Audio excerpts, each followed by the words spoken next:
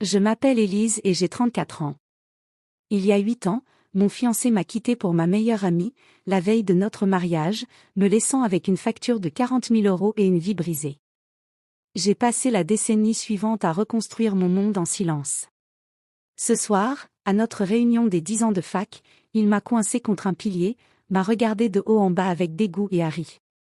Il m'a dit que me quitter pour elle avait été la meilleure décision de sa vie parce que j'étais toujours une moins que rien. J'ai pris une gorgée d'eau pétillante et j'ai souri. 5 minutes plus tard, les portes de la salle de bal se sont ouvertes et un PDG milliardaire que tout le monde dans le monde corporate reconnaît est entré emportant un garçon de 5 ans. Mon ancienne meilleure amie a laissé tomber son verre de vin quand le PDG s'est approché de moi, m'a embrassé sur la joue et le petit garçon a crié « Maman ». 8 ans plus tôt, j'étais dans une boutique de mariage. Mon téléphone a vibré. Un message de Thomas: « Je ne peux pas faire ça, Élise. Je pars avec Vanessa. » J'ai ouvert l'application bancaire. Le compte conjoint affichait 0. Elle avait tout vidé. Je suis rentrée chez moi. L'appartement était vide. J'ai ouvert mes comptes. 0. J'ai ouvert la carte de crédit que j'avais mise à mon nom pour le mariage. Le solde, 40 000 €. Des billets pour Paris. Une station balnéaire de luxe. Ils avaient financé leurs vacances avec une carte à mon nom. J'avais 26 ans. Je n'avais pas 40 000 €. Mes parents étaient morts. La coordinatrice du lieu de réception a appelé. Nous n'avons pas reçu le chèque. J'ai répondu, il n'y aura pas de mariage. Je me suis effondrée sur le sol. J'ai appelé mon beau-frère, Jamal, avocat. Il est arrivé en 15 minutes. Pendant 4 heures, il a gelé mes comptes, bloqué mon numéro de sécurité sociale. Il a arrêté l'hémorragie. Puis il a dit, tu as survécu à la nuit. Maintenant, on planifie le reste de ta vie. Je me suis regardée dans le miroir. J'ai fait un vœu, je ne verserai plus une larme pour un parasite. J'allais grimper. Pendant 2 ans, j'ai travaillé 80 heures par semaine. Je suis passée d'analyste à directrice des fusions-acquisitions. Mon salaire a quadruplé. Pas de réseaux sociaux. Pas d'empreinte numérique. À 30 ans, j'ai été recrutée par un conglomérat technologique. Je suis devenue une clôture, une femme sans pitié capable d'orchestrer des acquisitions de centaines de millions. Je ne datais pas. Je ne sortais pas. Jusqu'à ce que je rencontre Harrison Cole. Nous avons passé 4 heures à nous affronter autour d'une table. Il ne m'a pas traitée comme une femme à gérer.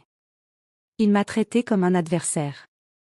Nous étions 2 prédateurs. Nous avons eu un fils, Léo.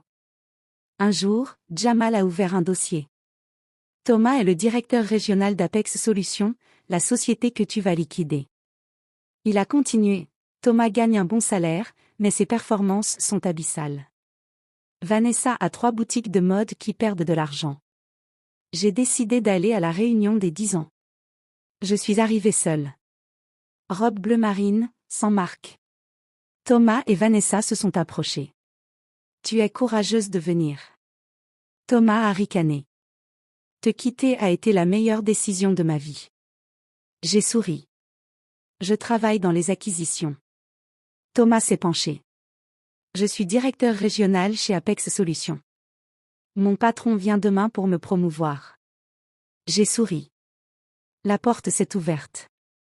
Harrison est entré, avec Léo sur la hanche. Thomas a blêmi. Harrison s'est approché de moi, m'a embrassé. Léo a tendu les bras. Maman. Vanessa a laissé tomber son verre. Harrison s'est tourné vers Thomas. Ma femme, Élise, supervise l'acquisition d'Apex Solutions. Tu lui présenteras ta stratégie demain. Thomas a vacillé.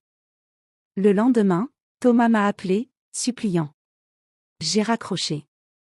Jamal m'a tendu un dossier.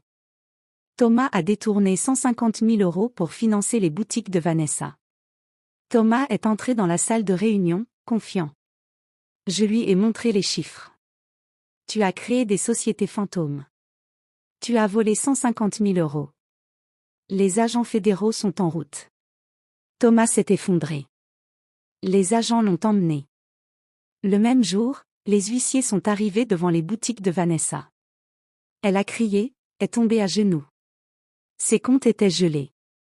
Son mari était en prison. Elle avait tout perdu. Aujourd'hui, je regarde la ville depuis mon bureau. Mon empire s'étend à perte de vue. Harrison est à côté de moi. Léo est à l'école. Thomas est en prison. Vanessa a disparu. Il pensait avoir gagné en me laissant une dette de 40 000 euros.